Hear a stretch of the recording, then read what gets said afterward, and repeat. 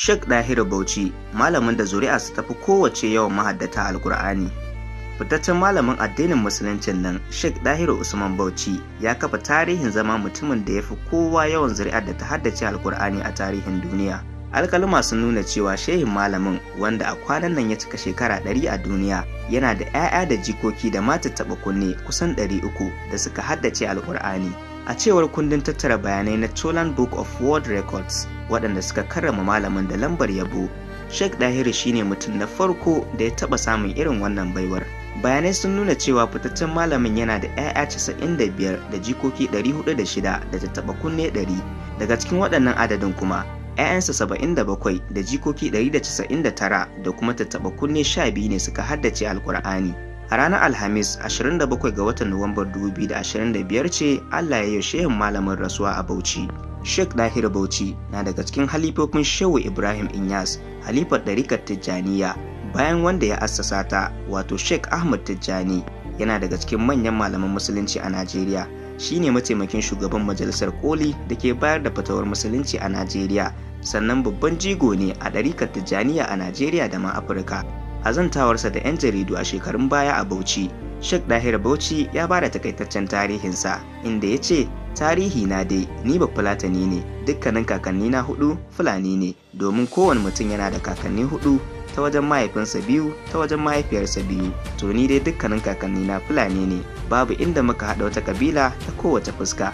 Mu Fulanan Bauchi ne a lokacin da jihar Bauchi take haɗe da jihar Gombe. Bayan da aka raba jihar Bauchi da jihar Gombe, sai muka zama mu Fulanin jihar Bauchi ne, a lokaci guda kuma Fulanin jihar Gombe ne. Ta wajen mahaifina ni ba Fulatanin jihar Bauchi ne, ta wajen mahaifiyata ni ba Fulatanin na Fada ne da ke jihar Gombe. An haife ni ne a watan Janairun 1927, wanda ya daidai da watan Muharram na shekarar 1346 bayan hijirar fiyayyen halitta Annabi Muhammad sallallahu alaihi wasallam a ranar Laraba. Yanzu kuma za mu yi duba ne game da yadda shehin malamin ya mai da karatun Alkur'ani sana'arsa. Amma kafin nan, wannan na zuwa muku ne kai tsaye daga Nigerian Update tare da ni Abba Hassan. Kar ku manta ku yi following, liking tare da sharing ga 'yan uwa da abokan arziki. Shehin malamin ya ce abin da ya fi ba shi sha'awa a rayuwarsa shine yadda ya mayar da Alkur'ani sana'arsa da kuma yadda ya rungumi ɗarikar Tijjaniya ta zama rayuwarsa.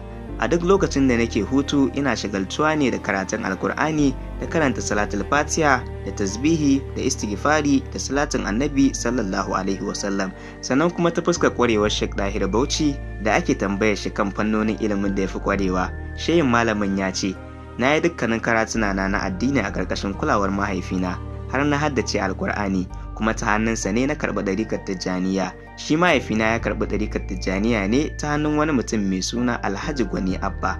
Daga baya kuma sai mahaifina ya bani izinin na tafi duk inda nake so na zurfafa ilimina na addini da haddar Alkur'ani mai girma. Bangaren da na fi kwarewa sosai shine Alkur'ani, daga nan kuma bangaren tafsiri. A nan malaman tafsiri sun ce lallai na iya tafsiri in ji su. Sai kuma bangaren ma'arifa. Ma'anar ma'arifa shine ilimin gyaran zuciya wanda ake kira da ilimin tarbiyya. A nan ma masu irin ilimin kan ce ina da sani a fannin. Shehu Ibrahim ya ce lallai na san wannan bangare. Sauran ilimomi kuma ina tattabawa, su hadisi da lugga da li'irabi da tafsiri da fikihu duk ina tattabawa, in ji shi.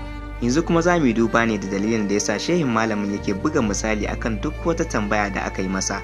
Da ake tambayarsa cewa jama'a na mamakin yadda idan aka yi masa tambaya sai ya bada misali kafin ya bada gundarin amsar.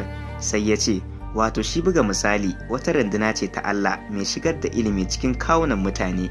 Idan ka kawo amsar magana sai ka buga misalan da za ta hau kan mutane domin fahimtar da su. Shi buga misali yana jawo hankali a fahimci menene aka faɗa.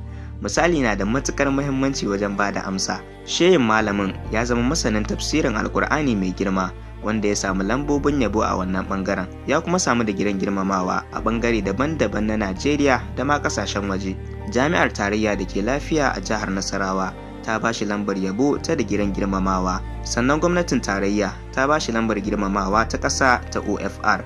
Yanzu kuma za mu yi magana ne ta bangaren nasarorin da Sheikh Dahiru Bauchi ya samu.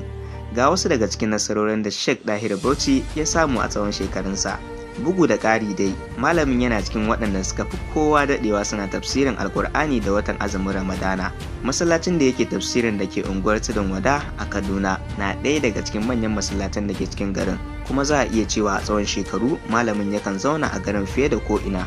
Wani bincike da wani wanda ya nazari kan rayuwar malamin ya kuma rubuta littafi a kansa mai suna Shehu Ɗahir Bauchi Ginin Allah shekaru 3 da suka wuce, Farfesa Khalid Abdullahi Zaria ya ce ɗaya daga cikin almajiran shehin Malam Ahmad Tijjani Kolu ya ce a yanzu an samu ƙarin mahaddata a cikin zuri'arsa inda yanzu suka doshi 300.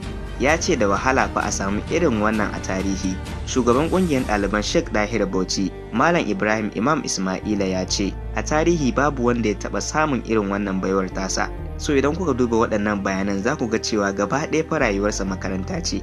Shi kuwa daraktan wakafi a hukumar shari'a na jihar Bauchi Malam Ahmad Tijjani Sa'id ya ce rayuwar shehin malamin gaba ɗayanta makaranta ce. Ya kuma ce malamin ya yi tafiya daga arewa har ƙasashen kudu akan jaki da doki don yada addini, sannan ya yi tafiya akan keke zuwa ƙauyuka da dama kamar Tafawa Balewa da yankunan arewa ta tsakiya da arewa maso yamma don yada addinin musulunci. Akwai gidajensa 1000 da ake zama kyauta. Na san wannan zai baku mamaki matuƙa. To bari na faɗa muku, Malam Ahmad Tijjani Sa'id ya ci gaba da cewa babu abun mamaki a sha'anin malamin kamar yadda yake ɗaukar nauyi ba tare da jin tsoron hidima ba. Yana da gidaje fiye da 1000 a faɗin ƙasar nan, amma a duk cikin waɗannan fa babu inda ake haya. Bayan Allah masu neman ilimi yake zubawa a ciki kyauta.